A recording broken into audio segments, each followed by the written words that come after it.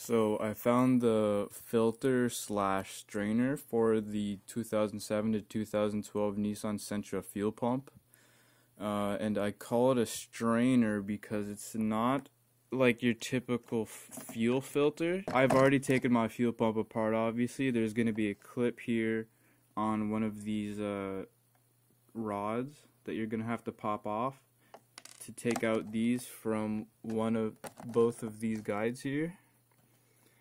And you're gonna have to take out the 3 clips that are holding together this assembly. It's gonna be a little bit tricky, but with enough finagling you'll be able to get it anyways.